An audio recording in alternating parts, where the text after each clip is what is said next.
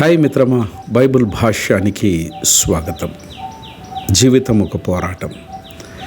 నొప్పితో పోరాడితేనే స్త్రీ అమ్మవుతుంది. చీకటితో పోరాడితేనే గొంగళి పురుగు సీతాకోక చిలుకగా మారుతుంది.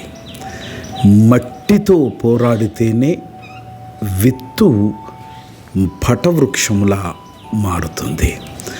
జీవితముతో నీవు పోరాడితేనే మనిషి విజేతలా నిలుస్తాడు.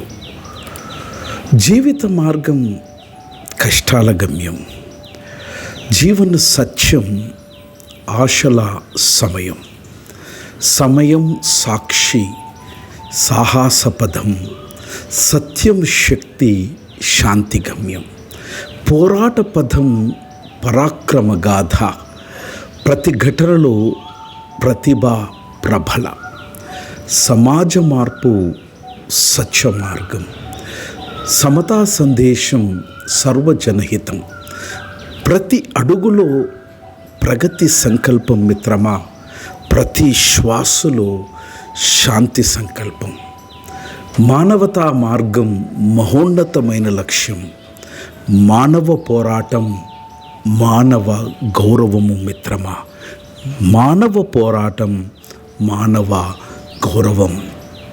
పోరాటం ఉందని వెనుకడుగు వేస్తే జీవితంలో పడిపోతావు. పరిశుద్ధ గ్రంథమైన బైబిల్ మనిషి యొక్క బలహీనతను గమనించి యేసు ప్రభు మనకిస్తున్నటువంటి వాగ్దానం ఏంటనంటే, నన్ను బలపరచువాని అందే నేను సమస్తము చేయగలను. నీ పోరాటములో నిన్ను విజేతగా నిలపడానికి యేసు ప్రభు నీ ప్రక్కన నిలబడ్డాడు. పోరాడు, విజయం సాధించు. God bless.